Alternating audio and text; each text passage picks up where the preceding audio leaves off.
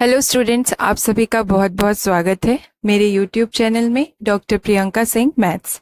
इस वीडियो में हम पढ़ रहे हैं बीएससी थर्ड ईयर, जिसमें हम पढ़ रहे हैं ग्रुप ए और पेपर का नाम है discrete mathematics, elements of discrete mathematics.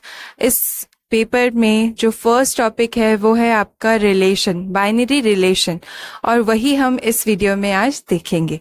So binary relation क्या होता है, सबसे पहले वो देखेंगे।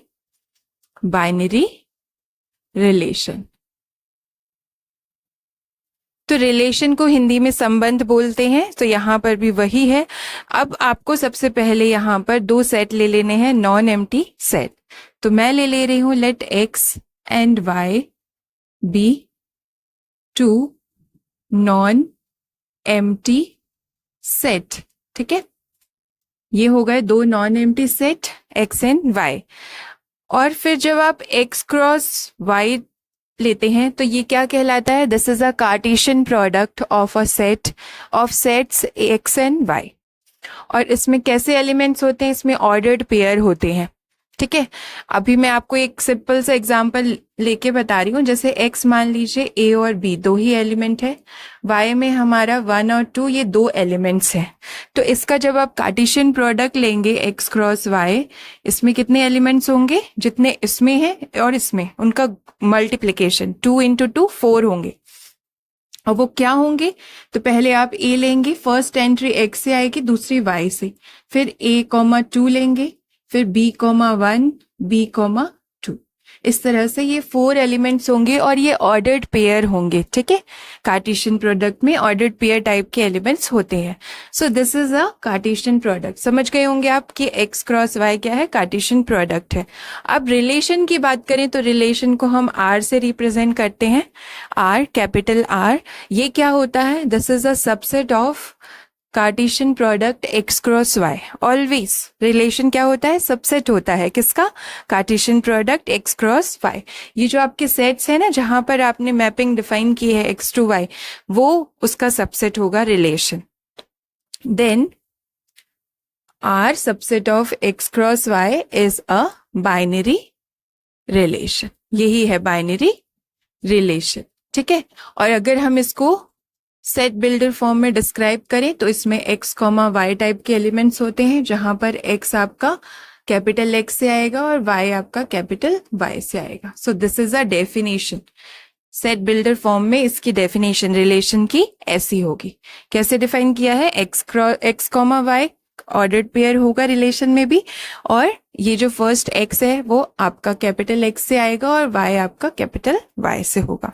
सो this is called a binary relation. Okay, so ये हो गया आपका रिलेशन, संबंध। अब नेक्स्ट आता है inverse relation. Inverse relation, inverse relation को हिंदी में कहते हैं प्रतिलोम संबंध। ओके, तो मैंने जब ये R डिफाइन किया, दिस इज अ रिलेशन, और इनवर्स डिफाइन करेंगे तो उसको ऐसे रिप्रेजेंट करेंगे। R के ऊपर आप स्मॉल सा -1 लिख देंगे, this is relation, inverse relation. इसमें कैसे डिफाइन करेंगे, यहाँ x y है तो इनवर्स मतलब उल्टा कर देंगे, y x हो जाएगा। सेम वही, x आपका कैपिटल X से है, y आपका कैपिटल Y से।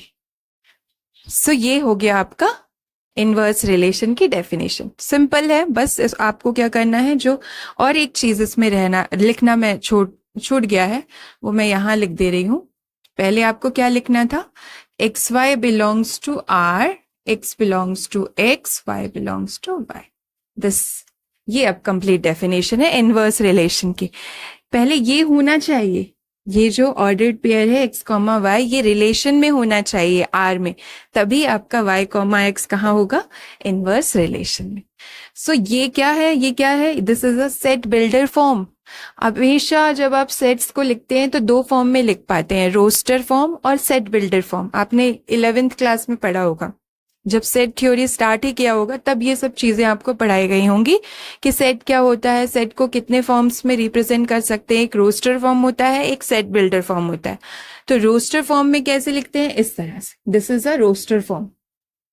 ठीक है, जो ज्यादा क्लियर दिखता है। और ये सेट बिल्डर फॉर्म है, ये कुछ लैंग्वेज में होता है, बिलोंग्स का, सच दैट का, इसका सिंबल्स का यूज होता है।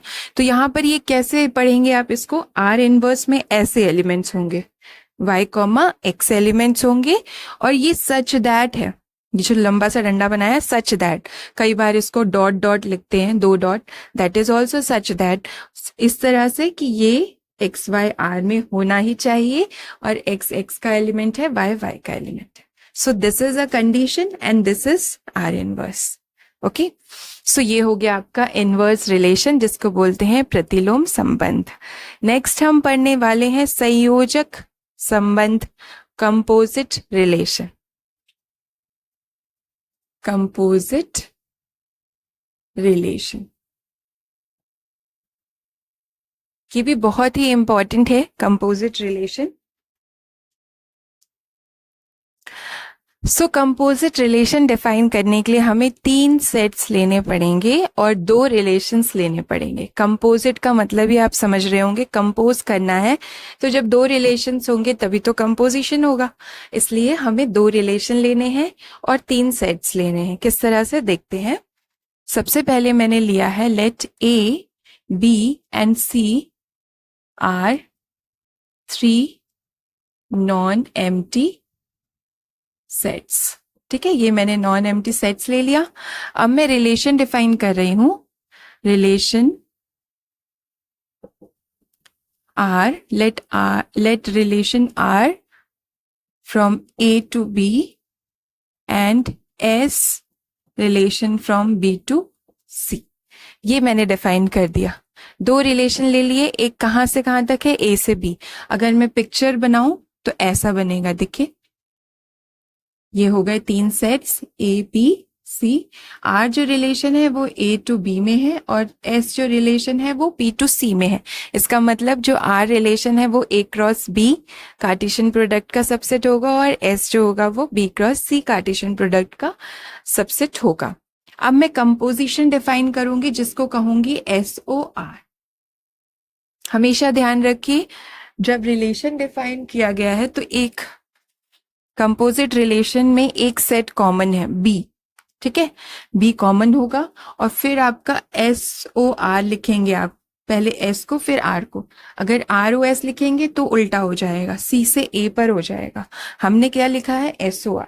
ठीक है, then SOR, then composite relation, this is called composite relation। SOR ये किसका सबसेट होगा, A क्रॉस C का। SOR किसका सबसेट होगा, A क्रॉस C का, क्योंकि A टू C डिफाइन हो गया ना। हाँ, अगर ROS लिखेंगे तो C क्रॉस A का हो जाएगा। सो ये ध्यान रखिएगा कि ऑर्डर जरूरी है। R टू S लिया है तो SOR निकालेंगे, तभी A टू C आएगा।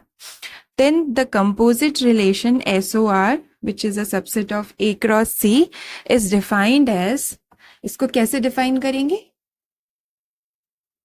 देखिए मैं बता रही हूं।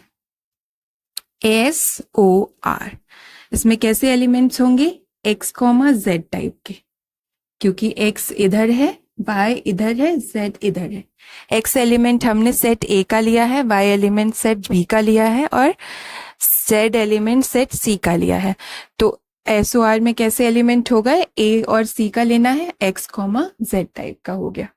ठीक है, such that there exists Y belongs to B such that X, Y belongs to relation R and Y, Z belongs to relation S। और यहां पर आप लिखना चाहें तो लिख लीजिए, X आपका A का है एंड Z आपका C का element. So this is the definition of a composite relation. इसको ध्यान से समझ लीजिए, इसको याद कर लीजिए, बिकॉज इसका यूज आप करेंगे आगे क्वेश्चन में। कंपोजिट रिलेशन होता यही है, लेकिन आप याद किससे करिए, पिक्चर के थ्रू। पिक्चर से याद करेंगे तो आपको ज्यादा याद रहेगा। तो हमने क्या किया, सबसे पहले 3 सेट लिए ABC, 2 रिलेशन लिए, R जो कि A से B पर है तो R subset of A cross B हो गया, S लिया जो कि B टू C है तो subset of B cross C हो गया। अब हम कंपोजिट रिलेशन डिफाइन करेंगे तो उसको कहेंगे SOR। O क्या है, कंपोजिशन SOR, ये कहाँ से कहाँ तक होगा, A to C, तो ये सबसेट हो गया A क्रॉस C का। और A क्रॉस C में कैसे एलिमेंट होगा, A का हमने X लिया है, C का एलिमेंट Z लिया है, तो X Z टाइप के एलिमेंट्स होगा इसमें।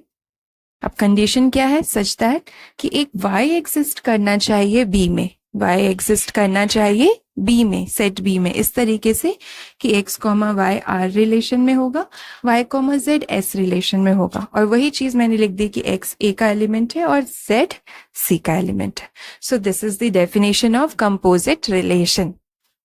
अब हम करते हैं एक सिंपल सी थ्योरम कंपोजिट रिलेशन की, जो कि इम्पॉर्टेंट है। तो मैं ये लिखे रहने देती हूँ कंपोजिट रिलेशन की डेफिनेशन कम से कम, ताकि आपको ये क्लियर रहे कि कैसे हम यूज करेंगे। अब थ्योरम कहती है, theorem is let R be a relation from A to B and S is a relation from B to C, then prove that। Same वही है, ठीक है। मैंने सब कुछ नहीं लिखा, आप लिखना चाहें तो लिख सकते हैं। यहाँ पर सबसे पहले लिख लीजिए A, B and C B non empty sets, ये नॉन एम्प्टी सेट्स दिए गए हैं। उसके बाद रिलेशन R जो है वो A क्रॉस C में है, S relation B cross C में है, A क्रॉस B में है और ये B क्रॉस C में है। तब आपको प्रूफ क्या करना है कि SOR whole inverse is equals to R inverse OS inverse, ये प्रूफ करना है। Main thing is this, proof क्या करना है, SOR inverse is equals to R inverse OS inverse. इसको प्रूफ करने के लिए आपको छोटी सी चीज बता दूं जो 11th में आपने पढ़ी होगी। अगर हमें टू सेट्स को बराबर प्रूफ करना है तो हमें क्या शो करना होता है कि A B का सबसेट है एंड B A का सबसेट है। ये चीज बहुत इंपॉर्टेंट है। कभी भी दो सेट्स को इक्वल प्रूफ करना हो तो एक दूसरे का सबसेट दिखाना होता है। एंड सेकेंड चीज, A को अगर B का सबसेट दिखाना है तो हम क्या करते हैं, एक एलिमेंट A का मान के चलते हैं और उसको शो कर देते हैं कि वही एलिमेंट B में भी है। This is the definition of subset. एक एलिमेंट A का ले लेंगे X और ये शो कर देंगे वही X B में भी है, तब A B का सबसेट हो जाएगा। So these two simple definition जो हमने 11th में पढ़ा है सेट थ्योरी में। अब मैं इसी डेफिनेशन का यूज करूंगी। हमें ये प्रूफ करना है, मतलब हमें दो चीजें प्रूफ करनी है, एक बार इसको इसका सबसेट और एक बार इसको इसका सबसेट। अभी हम क्या कर रहे हैं, फर्स्ट चीज प्रूफ कर रहे हैं कि SOR whole inverse is a subset of R inverse OS inverse. अभी मैं ये शो कर रही हूँ, ओके। तो इसको शो करने के लिए ये डेफिनेशन लगाएंगे, एक एलिमेंट इसका लेंगे। अभी मैंने ये थ्योरम से बताया था आपको, डेफिनेशन में ये बताया है कि SOR में कैसे एलिमेंट होते हैं, X Z टाइप के। तो SOR इनवर्स में कैसे होंगे, इनवर्स रिलेशन भी बता चुकी हूँ, इसका अपोजिट। सो हम मान लेते हैं कि इसमें एक एलिमेंट चाहिए, तो वो हम ले लेंगे Z X belongs to SOR inverse. और आपको ये सब ना लिखना हो तो आप पिक्चर बना दीजिए और क्लियर कर दीजिए कि सामने वाले को ये क्लियर हो जाए कि आपको पता है कि कैसे ये Z X SOR इनवर्स में है। तो एक पिक्चर बनाइए, जैसे मैंने पहले बताया था, यहाँ A सेट, यहाँ B सेट, यहाँ C सेट, ये रिलेशन R, ये रिलेशन S, यहाँ X लिया, यहाँ Y, यहाँ Z, इसका एलिमेंट ले लिया, फिर SOR आपका हो गया ये। तो ये क्लियर हो गया। आपने अगर नहीं भी लिखा कि X बिलोंग्स टू A है, Y बिलोंग्स टू B है, तो भी ये क्लियर हो रहा है। तो Z X हो गया SOR इनवर्स का। ये SOR X Z है, अब इसका इनवर्स लेंगे तो Z X हो जाएगा। अगर आपको लिखना हो तो by definition of composite relation या इनवर्स रिलेशन यहाँ लिख सकते हैं। अब देखिए इनवर्स रिलेशन की डेफिनेशन क्या कहती है, हमें मैंने मिटा दिया है वो। तो उसमें आपने देखा होगा कि अगर Y X R इनवर्स में है तो X Y किस में होगा, रिलेशन R में। वैसे ये इनवर्स में है तो X Z हो जाएगा आपका SOR में, ओके। लिखना हो by definition of inverse relation, okay. अब हम लगाएंगे कंपोजिट रिलेशन की डेफिनेशन, ये वाली। तो इसका क्या मतलब है, there exist Y, there exists y belongs to b such that x comma y belongs to r and y comma z belongs to s. ये होगा by the definition of, यहां लिखना हो by definition of composite relation. Okay अब next step में हमें इसका use करना है. x कॉमा वाई अगर r में है तो y कॉमा x हो जाएगा r इनवर्स में एंड z कॉमा y भी हो जाएगा आपका s इनवर्स में. ओके इनवर्स रिलेशन की डेफिनेशन से अब मैं इसको थोड़ा सा अरेंज करूंगी क्योंकि हमें कंपोजिशन बनाना है. तो पहले हम इसको लिख लेंगे z comma y belongs to s inverse और फिर इसको लिख लेंगे y comma x belongs to r inverse. अभी मैंने आपको बताया था, देखिए इन दोनों में ये y कॉमन होता है तब जाके x कॉमा z किस में जाता है, SOR में. तो वैसे ही यहाँ पर ये दोनों कॉमन हो गए तो z कॉमा x कहाँ जाएगा, R inverse O S inverse. देखिए S पहले आता है, ये वाला पहले OR. ठीक है, तो ये जो z है वो कहाँ है, इसमें S इनवर्स में और x इसमें. ठीक है, तो ये हो गया हमारा by definition of composite relation. नहीं आ रहा हो समझ में तो आप अच्छे से कंपोजिट रिलेशन को पढ़ लीजिए. देखिए इसमें दिख रहा है सब कुछ. x कॉमा वाई अगर r में है, y कॉमा z अगर s में है तो y दोनों में कॉमन है तो x कॉमा z किस में होता है, SOR में. SOR में. वैसे यहाँ पे ये y कॉमन है तो z comma y z comma x कहाँ चला जाएगा, R inverse O S inverse में. तो ये हो गया प्रूफ. z कॉमा x हम इसमें लेके चले थे और इसमें हमने शो कर दिया. Therefore this SOR whole inverse is a subset of R inverse O S inverse. इसको दे देंगे इक्वेशन नंबर 1. अब हम सेकेंड पार्ट कर लेंगे. सेकेंड पार्ट में क्या करना है, अभी मैं इसको रब कर रही हूँ. वैसे आपको बता दूं ये सेकेंड पार्ट एकदम सिमिलर होता है, जस्ट आपको नीचे से ऊपर की तरफ सॉल्व करना है. अगर आप कहें तो मैं यही कर दूं ताकि आपको क्लियर रहे कि मैंने इसमें सिंपल सा बस नीचे से ऊपर की तरफ लिखा है. सेकेंड पार्ट में भी, सेकेंड पार्ट में हमें क्या शो करना है, अभी हम ये कर चुके हैं इसका opposite. R inverse O S inverse को सबसेट बताना है SOR होल इनवर्स का. तो सेम आपको इसका एक एलिमेंट लेना पड़ेगा R inverse O S inverse का. इसका एलिमेंट किस टाइप का होगा, Z कॉमा X टाइप का. Let Z comma X belongs to R inverse O S inverse. आप चाहें तो अलग से भी लिख सकते हैं. कैसे, पहले R का एलिमेंट लेंगे, कैसे मैं बता रही हूँ. देखो इसका एलिमेंट कैसा होगा, XY. तो इसका इनवर्स में क्या होगा, y कॉमा x. ये हो गया R इनवर्स का. फिर ऐसे S इनवर्स में, S में क्या होगा, y कॉमा z. तो S इनवर्स में हो जाएगा z कॉमा x.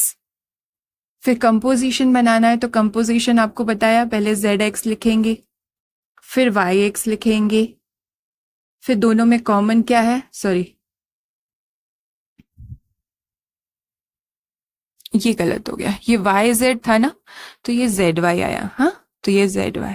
अब Y दोनों में कॉमन है तो ZX कहाँ आ जाएगा, R inverse O S inverse. इस तरह से ये Z कॉमा X आएगा R inverse O S inverse में by the definition of composite relation. इसलिए मैंने ये एलिमेंट इसमें मान लिया है. थोड़ा सा भी कंफ्यूजन हो तो यहाँ से डायरेक्ट लिख दीजिएगा. नेक्स्ट स्टेप में वही, अगर ये इसके कंपोजिशन में है तो there exist y belongs to set B such that यहां पर वो डेफिनेशन लिखी थी उससे हो जाएगा ZY belongs to S inverse and YX belongs to R inverse. ठीक है, ये हो गया बाय द डेफिनेशन. अगर आप चाहें तो इससे डायरेक्ट भी लिख सकते हैं. ये स्टेप हो गया था, ये स्टेप लिख दिया. फिर नेक्स्ट स्टेप में इसको YZ लिख देंगे तो वो S में आ जाएगा, XY लिख देंगे तो R में आ जाएगा. फिर आपको कंपोजिशन बनाना है तो पहले ये लिख लीजिए, फिर ये XY बिलोंग्स टू R लिख लीजिए, YZ बिलोंग्स टू S. अब कंपोजिशन में ये कॉमन है तो X कॉमा Z हो जाएगा SOR में, ये कंपोजिशन की डेफिनेशन से. अब इसके इनवर्स में क्या होगा तो Z कॉमा X होगा SOR होल इनवर्स में। इस तरह से ये प्रूफ हो रहा है, देख लीजिएगा ये बिल्कुल सिमिलर है, सिमिलर। यहां से उठा के आपको ऊपर की तरफ लिखना है। तो ये सेकेंड पार्ट हो गया। जेड एक्स हम इसमें मान के चले थे, जेड एक्स इसमें आ गया। So therefore this r inverse o s inverse is a subset of s o r whole inverse. So from 1 and 2, 1 से ये दिखा दिया, 2 में ये दिखा दिया। So from 1 and 2 s o r whole inverse is equal to r inverse o s inverse. ये equal proof हो गया, इक्वलिटी आ गई दोनों में। So this is the theorem related to composite relation.